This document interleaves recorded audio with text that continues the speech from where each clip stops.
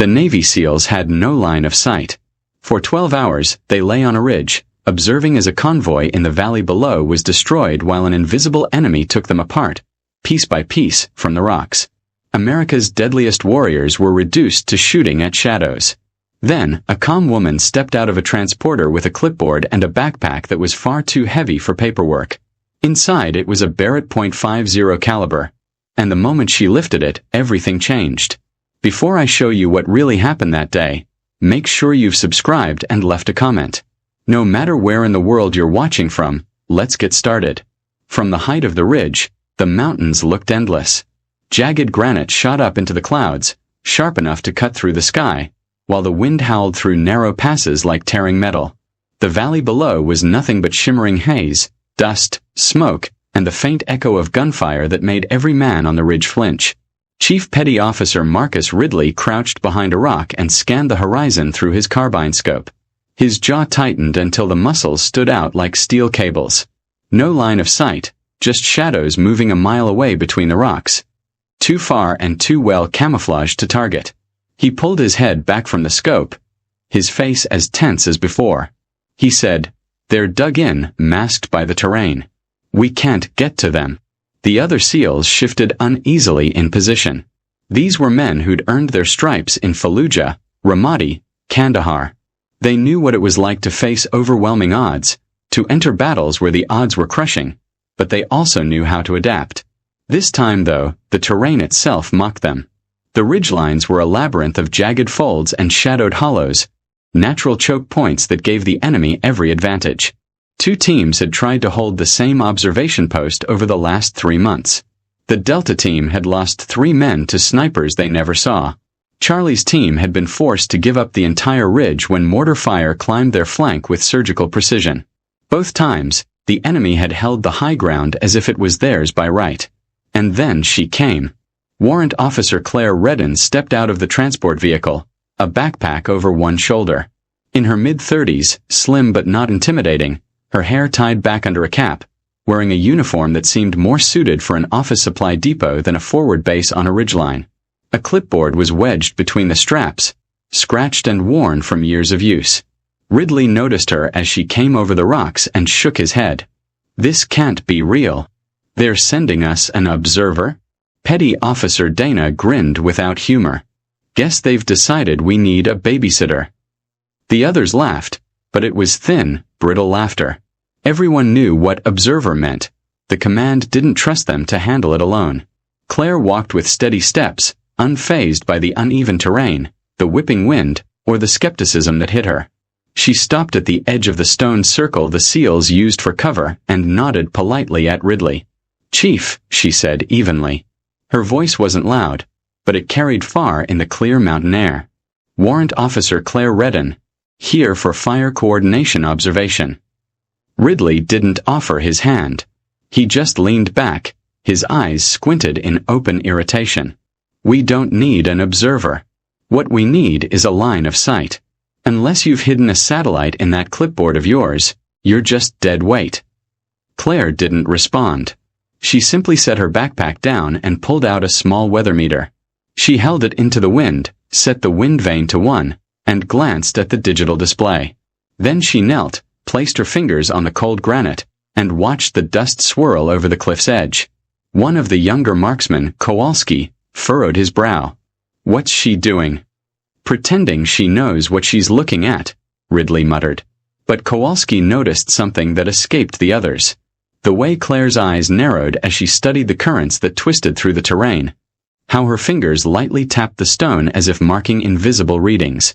She wasn't fidgeting, she was calculating. And as she looked toward the opposite ridgelines, her gaze didn't wander aimlessly, like someone just trying to spot movement. It fixed on certain points, lingered on seemingly empty rocks, and then moved to the next position with the methodical precision of someone conducting a survey. "Ma'am," Kowalski said quietly, "do you see something up there?" Claire's response was deliberately neutral. "I'm just getting familiar with the terrain."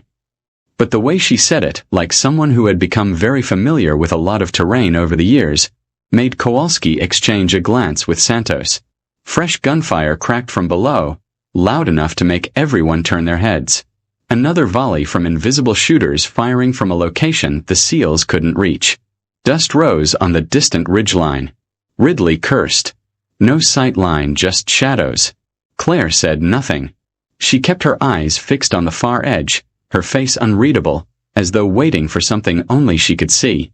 The SEALs spread out along the ridge, setting up firing positions just like they had done 100 times before.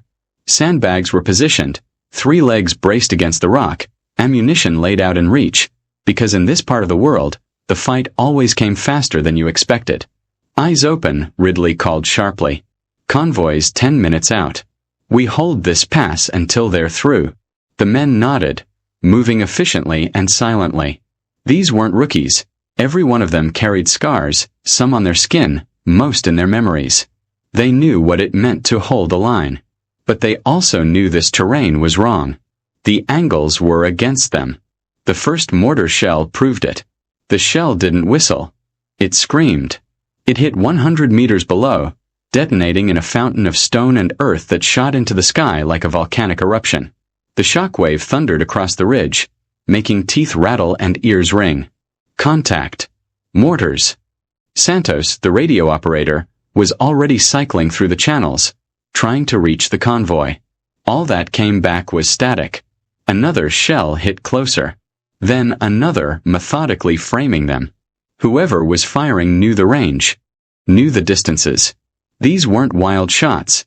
They were planned impacts, calculated in advance. The pattern was textbook, professional. First suppress the security, isolate the convoy, destroy it piece by piece. While the Americans burned their ammo shooting at shadows. The intelligence had been right about one thing. They were up against someone who understood NATO tactics well enough to turn them into death traps. The SEALs opened fire, their rifles cracking in controlled bursts, but they were shooting blindly. They aimed their fire at muzzle flashes that flickered and disappeared before anyone could get a shot off. The valley walls muffled the gunfire, each echo distorting the sound until it was impossible to tell the direction. "We don't see them," Dana shouted, firing a burst at a shadow that vanished the moment he aimed. "They're dug into the rocks." Ridley ducked behind cover, his face a mask of frustration. He pressed his throat mic, "Convoy here, Overwatch. Heavy enemy fire. No positive identification of shooters. Repeat, no sight line." The response came back distorted, but desperation cut through the static. "We're pinned down, fire coming from multiple directions, need cover." Then another voice, younger, scared. "Convoy 62, lead vehicles are burning. We have wounded that can't move. They've encircled us from 3 positions." The radio went silent. All that was left was the crackle of flames and distant gunfire. Ridley slammed his fist against the rock. "Damn it, they're finished. If we can't mark the targets." Another explosion shook the ridge. Rock shards whizzed through the air, cutting into faces and arms. One man ducked too late and took a sharp splinter across his cheek. Blood already streaming, the medic dragged him behind a rock and applied a bandage with only slightly trembling hands. Claire hadn't moved. She crouched near the ridge's edge, her eyes scanning the opposite slopes, calm amid the chaos. Her gaze didn't linger on muzzle flashes or smoke, but on a distant ridge line, half hidden by shimmering heat. Kowalski noticed. Between bursts of fire, he muttered to Ridley, "She keeps looking east like she's seeing something." Ridley barely glanced at her. "She's seeing nothing. She's logistics." Louder, he said, "Stay in your sectors. No one moves from their position." Claire didn't argue. She simply shifted her stance slightly, blinking into the distance as if tracing invisible lines that only she could read. Another mortar hit closer. The ridge trembled under their boots. The radio crackled again. The convoy, this time in panic. "We can't hold. I repeat, without Overwatch, we can't hold." Ridley gritted his teeth, his eyes searching the terrain, but finding nothing. Just dust, smoke, and ghosts hidden between rocks. He spat into the dirt and said what everyone had already thought. "No sight line. We're shooting at shadows." Behind him, Claire's eyes remained fixed on the distant ridge. She said nothing. Not yet. The next mortar shell hit closer, the explosion making teeth rattle and hot dust whip over the battle. Pebbles rained down on helmets as someone cursed when a rock fragment grazed his arm. Then the next one came even closer. Move him down. Kowalski threw himself on top of Dana, dragging him to the ground as fragments hissed through the air. A sharp-edged piece struck Dana's calf. He cried out, clutching the wound, while Kowalski hurriedly tore open the trauma kit and, under fire, bandaged him up. The ridgeline was pure chaos now. Dust clouds rolled over the positions, blinding eyes, choking throats. The air reeked of cordite and shattered rock. The SEALs kept firing back, each shot precise, each movement practiced. But precision meant nothing if there was no target. The radio crackled again, the voices from the convoy tight with panic. Overwatch, multiple hits, vehicles down, casualties rising, we can't. The rest was drowned out by another explosion that swallowed the transmission. Ridley slammed his hand so hard against the rock that blood was left behind. We have nothing, he snarled through gritted teeth. For the first time, the men heard it in his voice. No anger, just helplessness. Helplessness was foreign to these men. They had fought through ambushes, taken city blocks built to kill them, pulled brothers from burning vehicles. But here on this ridge, they were blind. Blind men fighting shadows. The next grenade hit so close that the mountain trembled. A shockwave lifted an operator halfway off his feet and threw him back into cover. Kowalski grabbed him by the vest. Stay with me, he cursed as dust rained down like ash. Claire didn't flinch. She crouched deeper, her eyes fixed on the ridgeline she hadn't looked away from since the first shot. Then, as though she had only been waiting for the right moment, her voice cut through the chaos, calm and clear. What's the longest confirmed shot from this ridge? The question hung there, absurd, between exploding grenades. Ridley blinked, turning to her. What? Claire repeated, undeterred. Longest confirmed shot from this ridge. One of the younger marksmen let out a short, hard laugh, more nerves than humor. There's no shot, ma'am. We've tried every angle, every optic, nothing hits. Another added, you can't thread a bullet through smoke and rock, not here. Ridley shook his head, dust streaking across his face. We don't have a sight line. That's the problem. Claire studied him for a moment, nodded once, as if confirming something in her mind. She set her clipboard aside, the dented metal clinking against the rock. Her hands reached for a backpack, tugging at the straps. Then I'll make one, she said quietly. The words made the air feel colder than any mortar blast. No boasting, no challenge. Just a simple fact. And then, as shards of rock still sizzled against the stone and the valley echoed with hidden fire, she began to unpack her rucksack. The bag opened with a sound like tearing fabric. The canvas stretched under the weight inside. Instead of pulling out supply forms or maps, Claire pulled out a long oil-soaked bundle. She laid it carefully on the rock, her hands moving with a deliberate calm known only to those who had done this 1,000 times before. The SEALs fell silent. Even the distant rumble of mortars seemed muffled as they watched. She unwrapped the bundle. Black steel gleamed faintly in the half-light, massive and unmistakable. A Barrett M82 and a .50 caliber sniper rifle, one of the heaviest and longest-ranging rifles in service. Not standard issue for a logistics observer. Nothing you carried unless you knew exactly how to use it. Chief Ridley's throat worked. Where the hell did they get that? Ridley muttered. Claire ignored him. She reached back into the rucksack, pulling out a bipod, a sandbag rest, and a box of carefully sealed ammunition. Each movement was precise, efficient, muscle memory so deeply ingrained that it almost seemed ritualistic. Kowalski stared, his voice low. That's not fresh issue.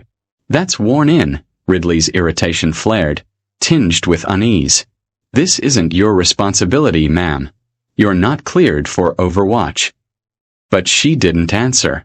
Instead, she pulled out a small chalk bag from the rucksack and scattered dust into the wind.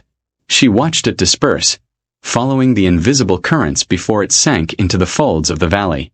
Then she leaned over the rifle, adjusted the elevation by fractions, and turned the turret of the scope with the gentleness of someone tuning a delicate instrument. The men exchanged looks. They knew what a proper setup looked like. This wasn't improvisation. This is mastery, Dana muttered, subdued. While Kowalski tightened the bandage on his leg, Claire settled into position, flat against the stone. The Barrett was angled downward, aimed at a wall of haze and rock. The spot was terrible for survival, exposed with little cover, but it gave her one thing none of the others had, a sight line. A window so narrow it seemed impossible to use. Ridley crouched next to her, still trying to maintain control. There's no shot from this ridge. We've all tried. You're wasting time we don't have. She adjusted again, blinked through the scope. I'm not trying your angles, she said quietly. I'm making my own. Her words carried the same calm as when she first arrived. No heat, no arrogance, just certainty. A certainty born of experiences most people never heard of. Santos leaned in to watch her calculations, frowning as he caught fragments. She measured heat shimmer like a clock, corrected for acoustic delays, noted the rhythms of the wind gusts, and bent the smoke trails into consistent patterns. She read the terrain like a language, each adjustment a syllable. Ridley stared at her, confused. That's not logistics. This is something else, something deeper than any clearance level. Claire slid around into the chamber with a soft metallic click. The Barrett seemed monstrous in her hands, a weapon for distances most people couldn't even comprehend, yet she handled it like an extension of her body. She nestled her cheek against the stock, took a deep, steady breath, and exhaled slowly. The targets are covered, Ridley said, as if trying to pull her back to the impossible reality. You can't even see them. I see enough, she replied. She lifted her head slightly, letting her gaze wander over the valley, then returned to the scope. Her tone was almost casual, as if giving a weather report. Crosswind at 800. Just 3 clicks left. Thermal shimmer. Give me a 15-second window. That's all I need. The SEALs exchanged another uneasy glance. Her language was too fluid, too specific. No one spoke like that unless they'd lived behind a scope for years. Santos leaned closer to Ridley, his voice low. That's wrong. That's not logistics language. That's sniper school. Thermal crosswind compensation, Kowalski muttered, watching Claire make micro-adjustments. That's advanced core knowledge. Really advanced, Ridley wanted to argue, but another mortar shell crashed closer, making the ridge tremble. Time was running out for the convoy below. Claire didn't look up. She didn't flinch. She moved her body only slightly, took another breath, and kept her eye fixed on the scope. For the first time since the ambush began, the SEALs stopped blindly shooting at shadows. They waited. They weren't watching the valley, because something in Claire's stillness told them that the fight was about to turn. The ridge seemed to hold its breath. Even the SEALs, men trained to keep moving under fire, paused. Their gazes slid to the woman lying flat behind the Barrett. Her body coiled, ready. Below, the convoy prepared for the next strike. The engines groaned, tires shredded, armored doors slammed shut. As the men ducked from explosions they couldn't stop, the smoke snaked in thick swirls through the pass, turning the daylight into a flickering gray cage. Claire's voice was deep, almost casual, though the rifle beneath her vibrated with restrained power. The mortar team is shifting position. Wait for a pause, then count to 3. Ridley leaned next to her, confused. You can't see through this chaos. She didn't answer. She didn't need to. The pause came, just a heartbeat in the fire sequence, the shortest of stillness, as enemy gunners shoved a new round into the mortar tube. Claire whispered, 3, 2, 1, and the Barrett thundered. It sounded like thunder rolling through metal, deep, physically shaking, down to the bones. Dust leapt in a holy glow around her. The recoil slammed into her shoulder, but her body didn't move. A half heartbeat later, a figure broke on the far ridge line, toppling sideways over a mortar tube. Arms flailed briefly, then it lay still. The entire enemy line around him staggered, as though they couldn't believe what had just happened. The mortar fire fell silent. The SEALs started. None of them had seen the man. No silhouette, no muzzle flash, nothing but haze and rock, but she had. Claire reloaded the rifle with mechanical precision, as if she never wasted a movement. She adjusted her scope slightly, kicked the bipod into place with her boot, and lay back down. "Sniper nest," she murmured, her voice so calm it almost sounded absent. "East cliff, 6 meters below the ridge. Watch for the glint."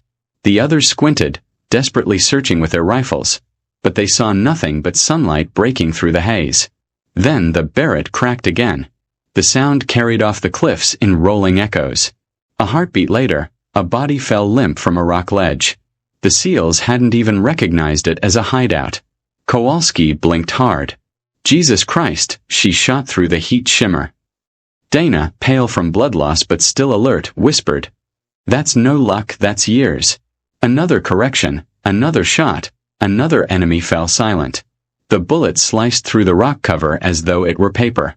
3 more minutes. That's all she needed. In that brief span, Claire neutralized positions that had remained hidden all morning. The mortar tubes went quiet. The snipers who had once ruled the ridgelines were now lying in the dust. The invisible enemy that had pinned them down was suddenly exposed, desperately searching for cover. Chief Ridley rose halfway from his cover, scanning with new eyes.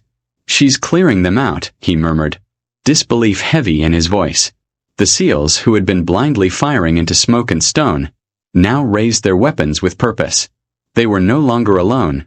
They had eyes on the enemy, real eyes. Claire's breathing remained steady, her movements composed. She fired, adjusted, fired again. Each shot precise. No spray fire, no waste. Every bullet counted. By the 5th shot, the battlefield had completely changed. The convoy below began moving again. First cautiously, then with force. The SEALs on the ridge advanced. Their confidence returned with every shot Claire fired. Ridley crouched next to her, his eyes still on the valley. His voice was low, almost reverent. "We didn't have a sight line." Claire didn't take her eyes off the scope. She loaded another round through the barrel, her face inscrutable now, the barrel of the Barrett smoking lightly in the thin mountain air. Each new thunderclap was a reminder that the battle had shifted. For the first time that day, the SEALs weren't shooting at shadows. They were fighting with eyes and a rifle that saw through the impossible. Enemy fighters who had controlled the ridge an hour ago were now running in panic, leaving their trenches behind while the Barrett barked again and again. Some tried to change positions, jumping from rock to rock. Others dragged wounded comrades deeper into cover. But every movement gave them away, and every time Claire marked them, her rifle spoke. "Left ridge," she said quietly, without raising her voice against the wind. 40 meters below the cairn. He's moving low. Ridley no longer disagreed. He trusted her words without hesitation, swung his rifle, and provided cover fire. Before he even saw the figure, another target moved with him, and together they held the fighter in place until Claire's shot broke through the rock behind which he had been hiding. Silence followed. It had become a rhythm now. Her voice, her movements, the Barrett thunder that completed every sequence. Kowalski grinned, though blood still soaked his sleeves. "It feels like we have God's own artillery here." Ridley glanced at him. No artillery. A woman with a scope. Down below, the convoy began to regroup. Vehicles that had dug in slowly rolled forward, their movements protected by Claire's precision. She wasn't just eliminating threats, she was shaping the battlefield, forcing the enemy into predictable movements, creating safe paths where none had existed moments before. Machine gun fire erupted from the west slope. Earth sprayed into fountains near the convoy. Claire didn't flinch. She shifted her sights, exhaled, and sent a round that shattered the nest. Immediately, the weapon fell silent. Ridley finally understood. She wasn't guessing.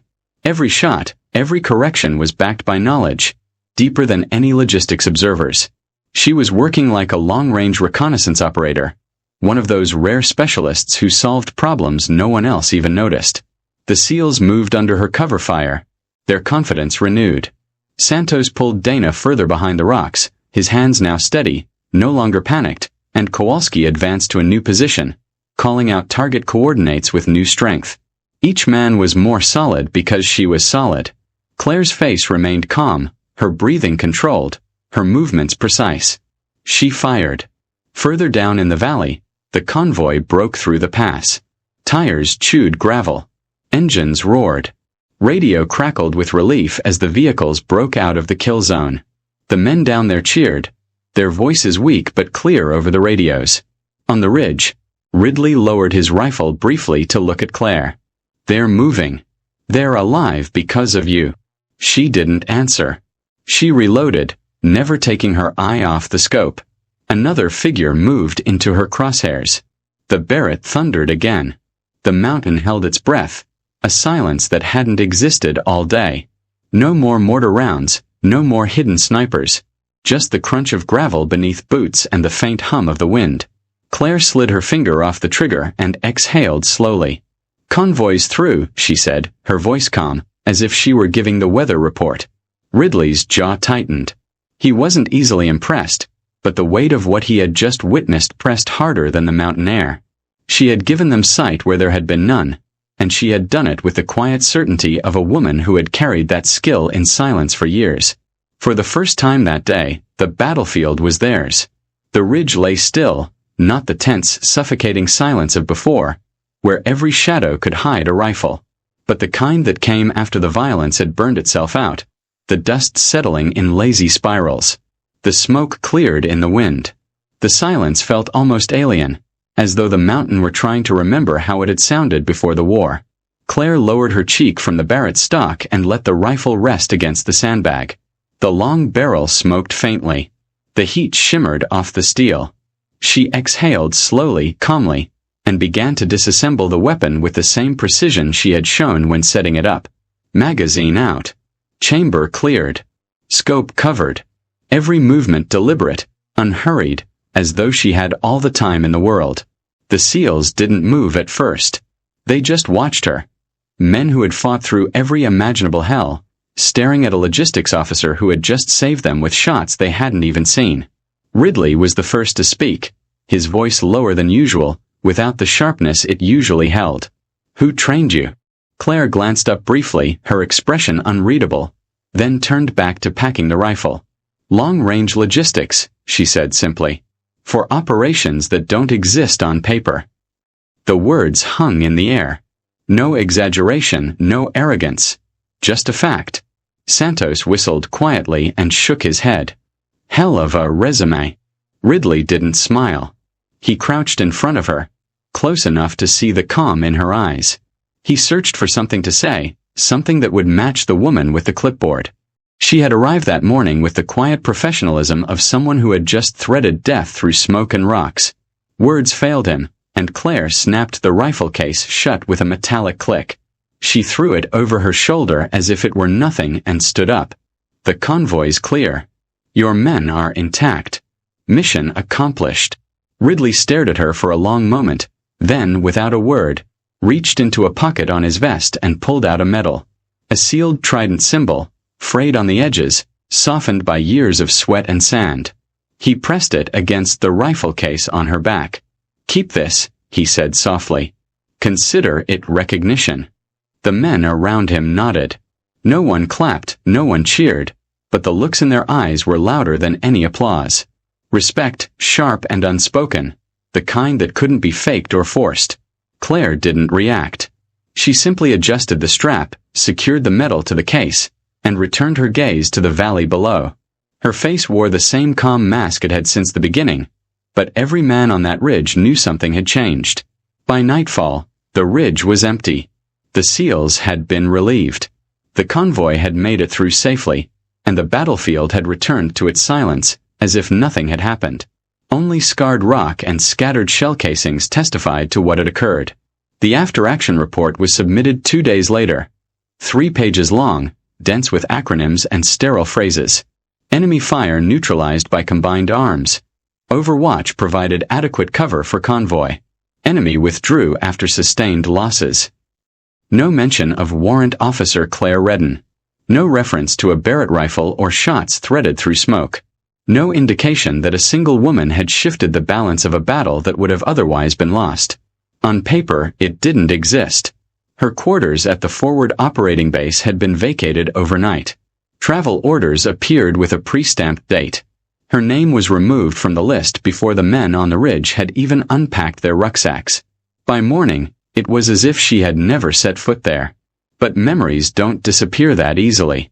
In the following days, the news spread quietly through the community, not through official channels, but the way warriors share truths that reports will never carry. One phrase began circulating, whispered across the fields, murmured in equipment rooms, scribbled on notebook backs. HEB the Barrett. It wasn't an order. Not really. It was a reminder. A saying that meant, if you think you're blind, if the fight seems impossible, someone might still see what you can't. Chief Ridley remembered the rifle case as clearly as the scars on his hands. When new operators asked about the saying, he just shook his head and said, "You wouldn't believe me if I told you." And somewhere far away from the ridge, Claire Redden disappeared back into the shadows where she belonged. Not forgotten, but not recorded. The kind of professional the world never acknowledged, but the men who had survived because of her would never let it be forgotten. What did you think when you saw her unpacking the Barrett in the midst of the chaos? Do you think hidden professionals like her exist all around us, with skills no one ever sees until the moment they matter most? Leave your thoughts in the comments. We read every single one. If this story captivated you, be sure to hit the like button. Subscribe and activate the bell so you don't miss tomorrow's video. Share this video with someone who knows that appearances can be deceiving, because they'll want to hear this story. Our other stories are already on your screen. Click one to continue watching, and we'll see you tomorrow at the same time with another reminder that silence, strength, changes everything.